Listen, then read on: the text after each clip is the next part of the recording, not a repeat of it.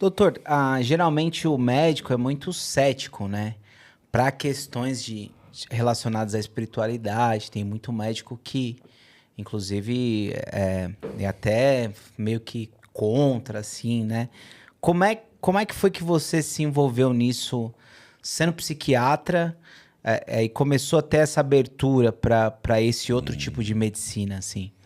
Então, a pergunta é praticamente a continuação do que eu estava falando, dando esse salto de uma visão puramente cientista por alguém que vivenciou a experiência e mudou toda a vida. Isso aconteceu comigo. Eu era um jovem psiquiatra, assim, e já trabalhava com recuperação de dependência química. Quando eu vi falar numa roda de médicos, psiquiatras, num carnaval, numa praia, à beira de uma fogueira, que alguém disse que alguém, uma colega deles, tinha experimentado no norte um chá indígena e que a pessoa tinha uma série de visões e de compreensões, mas que não perdia a consciência. Eu que estudava essas substâncias como médico, achei isso muito estranho. E fiz algumas perguntas, mas aquilo ficou uma coisa distante. Era lá no Acre. Naquela época, para mim, o Acre era o outro lado do mundo. Mal sabia eu que ia viver anos lá dentro da floresta. Tá, ficou uma coisa interessante, impactante, só. Mas os algoritmos cósmicos se tramaram e um mês depois recebi em casa para jantar uma madrinha de casamento, que era uma cirurgiã, uma vascular lá da Unicamp, que foi madrinha de casamento da gente, querida amiga. E lá no fim da visita, ela falou, eu quero falar uma coisa. Ela falou, estou frequentando um centro espírita. Eu falei, é mesmo? Que legal, não? Pô, interessante, logo você, né? Se dizia agnóstica, né? Ela falou, mas a gente bebe um chá e é muito diferente. Tom, falei, eu quero conhecer. Fala lá, pergunta lá se eu posso ir, quando eu posso ir, que eu quero conhecer. Que eu já ouvi falar disso e, coincidentemente, ouvi falar de novo, quero conhecer. E tinha lá uma regra nessa instituição que se algum médico ou autoridade civil, militar, quisesse conhecer, abrisse as portas imediatamente. Não precisava entrar na fila. Porque eles tinham todo o interesse de que isso fosse normatizado e que as pessoas conhecessem. E, na época, eu era do Conselho Municipal de Entorpecentes. E logo no começo eu já era envolvido com isso. Bom, enfim, logo, imediatamente, ofereceram para a gente conhecer. E quando eu conheci, uau, na primeira vez, eu tive o que a gente entende hoje, estudando essas substâncias, como uma epifania. Uma epifania. Algo assim que... um nível de compreensão, de clareza e de mudança de rumo. Eu até então era agnóstico. Eu era uma pessoa que... O agnóstico não é exatamente o ateu, né? É o É. cara que, pô, Deus está lá, eu estou aqui, esse cara Aham. deve ser ocupado pra caramba, eu também não estou aqui muito Sim. livre, então ele lá, eu aqui. Não dá nem para provar que sim, nem para provar que Não, não, nem é né? questão, né? Pauta e vamos lá, eu estou É, aqui, estou preocupado. sim. Na época, eu era bem preocupado com a justiça social. Meu lado espiritual estava na justiça social, Aham, aham. né? Até porque eu sou de quebrada. Então, tinha era essa a minha espiritualidade, era estudar o marxismo, Aham. fazer parte de movimento estudantil, Estudos clandestino. culturais, sim. Na época, o que a gente defendia não era nem explícito, tinha que fazer a escondida. Enfim, não tinha nada com a espiritualidade. E meu viés era puramente científico e social. E quando, naquele dia, Marco, eu percebi que eu não tinha espírito coisa nenhuma, que eu era um espírito, que o que eu tinha era um corpo. Eu sei Muito que é bom. difícil explicar, mas mudou totalmente o referencial, a minha referência de existência. Eu podia até imaginar que existisse alguma coisa que eu não queria nem saber naquele momento. Mas eu percebi que aquela coisa que eu não queria saber, isso que era eu, a essência, e que eu tinha era um corpo. E eu estava num processo de análise, fazendo a minha formação em psicanálise, cheio de nó, de coisas que estava com o saco cheio, já há muito tempo que eu estava em análise. De repente, aquela noite, foi uma cascata de downloads, assim, blá, blá, blá, blá, processos analíticos que estavam enroscados. E aí depois eu entendi que não era nem coisa minha, era coisa do meu analista. Até te catar, Zé. Ô, doutor, mas, tipo assim, isso daí que você viveu, você entende que é o quê? É a substância? É Deus? É sua cabeça? É o que isso daí? Boa pergunta. Bom, eu vou fundamentar isso mais pelo lado do conhecimento que eu tenho do cérebro e como é do conhecimento que já temos sobre os psicodélicos. Porque hoje as pesquisas dessas substâncias elas são feitas hoje com ressonância magnética funcional.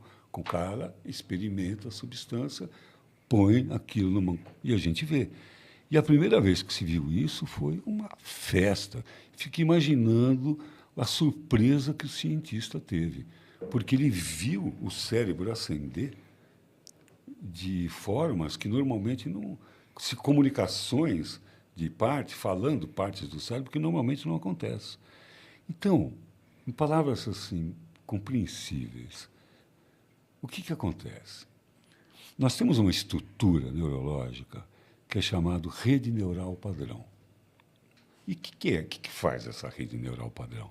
Ela é responsável pela individualidade. O Wilson Gonzaga é Wilson Gonzaga, o Marco Brito é Marco Brito. Enfim, a minha noção de passado, as coisas que aconteceu comigo, a minha noção de futuro, a minha noção em sociedade. Quem cuida do eu que vive em sociedade é a rede neural padrão. Em última instância, eu poderia dizer assim, a rede neural padrão é a estrutura, é o hardware, a estrutura cerebral, não estou falando de software, não estou falando de mente, estou falando de disco duro, estou falando de cérebro. É aquela estrutura onde mora o ego. Mas o ego é hardware, é software, é programa, não é físico o ego. Tá, mas é ali que ele se manifesta. O que me impede agora de eu dar, sei lá, uns goles a mais nessa água e, de repente, vem a vontade de arrotar, eu arroto e continuo falando na boa? É a rede neural padrão, que cuida da minha imagem, da educação, do social, dos 2 mais 2 tem que dar 4. Pois bem. Que eu acho que esse mecanismo só tem no ser humano, né? Talvez, né? Porque o animal não deixa de fazer uma coisa por educação, né? Não, ele é instinto. Ele é instinto. Ele é outra estrutura, Sim. exatamente. Só tem ali porque é cortical. Só os animais mais avançados, que tem a crítica, que tem a separatividade, que tem a mente. Isso aí, a casa do ego. Muito bem, no momento da psicodelia, acontece uma mágica. A rede neural padrão cai, buga. E no momento que a crítica buga, o ego cai, acontece simultaneamente uma chuva de neurônios buscando novas maneiras de se comunicar. Isto é, criando a neuroplasticidade. Neuroplasticidade é isso. Velhos. Eu gosto muito de uma música do Roupa Nova, de uma frase que dizia assim: fazer uma nova canção com velho violão. O cara tinha quebrado o pau com a mulher dele, lá, queria voltar, aí jogou essa, vamos fazer uma nova canção com o velho violão, que somos nós dois aqui mesmo. Cara, isso é neuroplasticidade. A nova canção são novas conexões neurais. Isso é uma nova canção. Na prática, o que significa isso? Criar um novo olhar para as coisas, olhares inusitados, soluções criativas, impensadas. Tem 2 prêmios Nobel de genética aí que confessaram que só chegaram àquela conclusão, foram além à luz de LSD. Sim. Nesse estado expandido de consciência, onde ele pode enxergar mais além. No momento sem crítica, onde ele pode ser absolutamente criativo, inusitado. e poder, por exemplo, ressignificar um trauma de infância.